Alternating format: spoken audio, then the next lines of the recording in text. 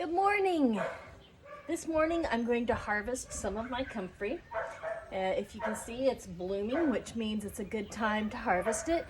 It's also 80 some degrees at 9 o'clock in the morning, which means it's got time for it to wilt and get some of the extra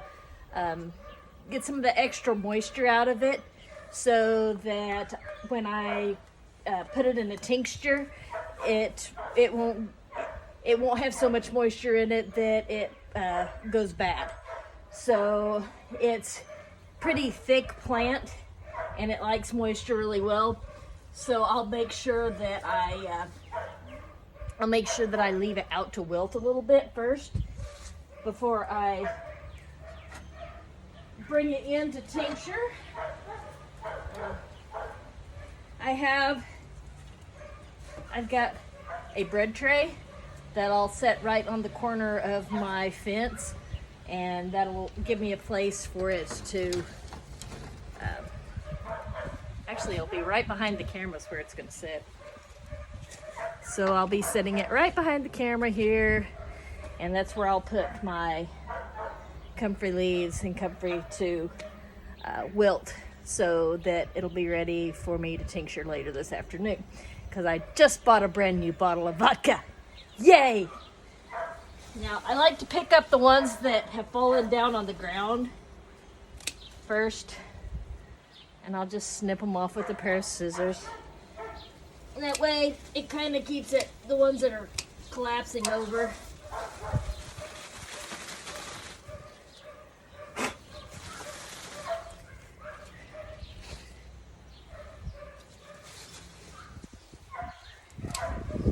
And honestly, I don't generally wash it. I shake off any of the excess dirt, but it's pretty clean.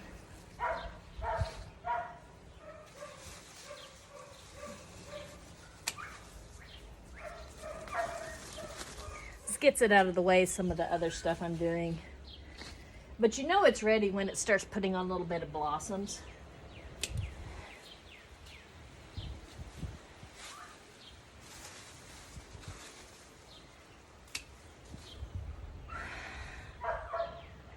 This particular variety of comfrey is a Russian Bach 14.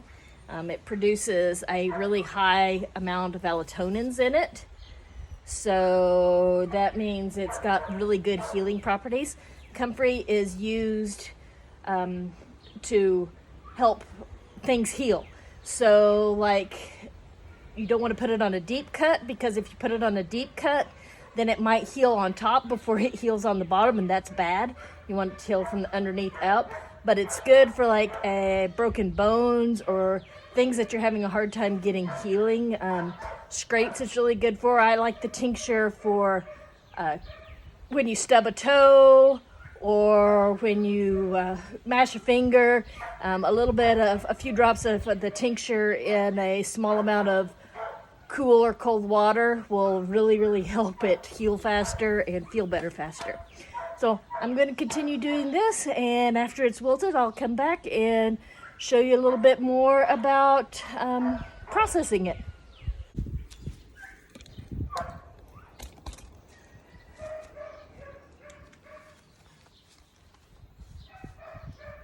So this is how much I've picked. That's probably about as much as I'll be able to process in one day. And this is probably more than I want to turn into tincture today, so I'll probably end up doing a little bit of it, starting a little bit of it in olive oil too. But you see how nice and firm the leaves are right now. We're going to leave it out here in the morning sun to lose some of the moisture. When it gets wilty, then it'll be ready to tear the leaves up a little bit and scrunch them down and process them. So until then,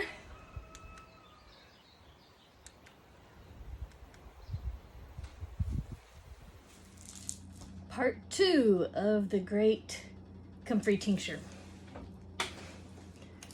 We have a nice large jar and the lid. We have the comfrey which got a little bit drier than I intended. And we have a nice big bottle of 100 proof alcohol vodka. This is a cheap bottle of vodka. I wouldn't, oh look, we have a spider. Spitter, how about you go live on my herbs over here? There you go, nice spitter. Okay, so we take these and we want them bruised, crushed, otherwise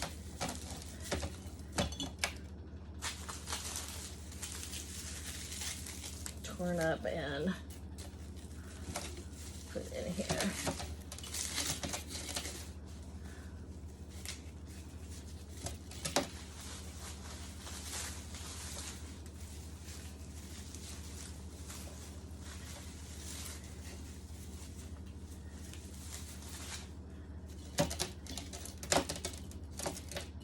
I use stems and everything.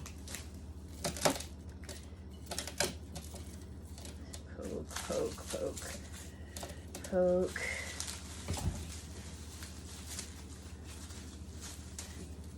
Poke, poke. How about we pause this and speed it up later? I've decided that I'm going to cut it up a little bit.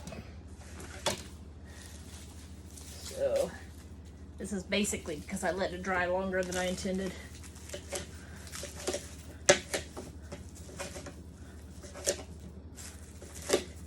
If I could remember where I set the gardening shears, then I would probably just cut it up with those. But since I can't at the moment, we're just going to do this.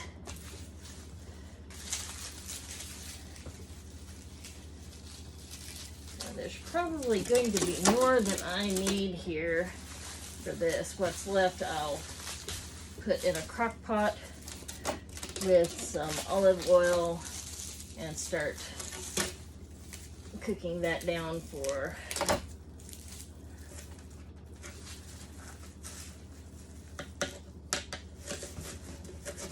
make sure you get the knife the right side up when you start filling your jar. Now why didn't I put this in here fresh? Because if you let it partially dry, you're not going to lose much of your active ingredient, but you will lose part of the water, and the water has a tendency, if you get too much water in your tincture or your olive oil, that'll cause it to mold, and we don't want it molding. It's hot out today. This went a lot faster than many times it will do.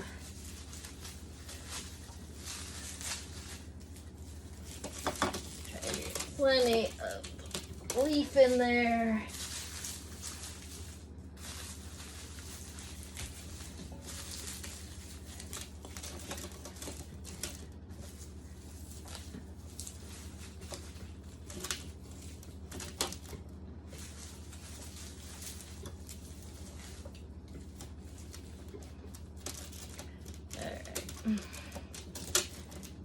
Now I'll probably leave it about there because I want all of the leafy bits to be fully submerged when I'm done with this. I don't know why I shook that up.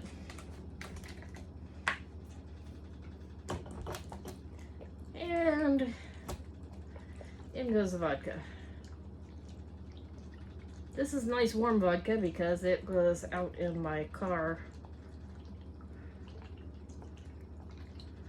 getting nice and warm.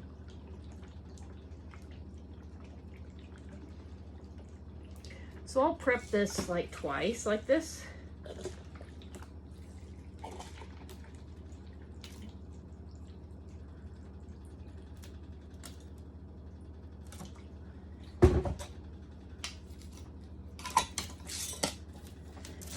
And then this goes back outside into the sun so that it can get nice and warm.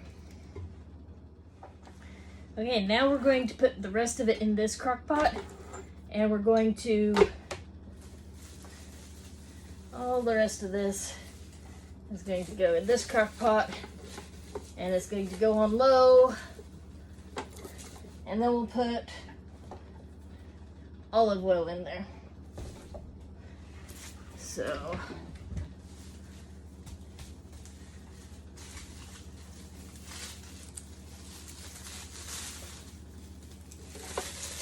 squish, squish, squish, squish.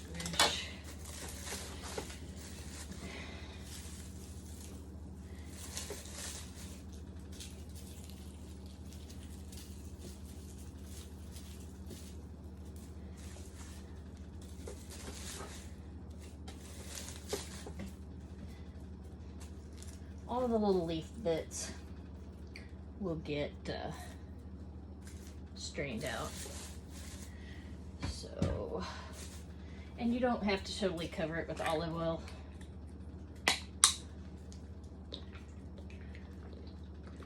I'll probably put about half the bottle in here, because this will cook down.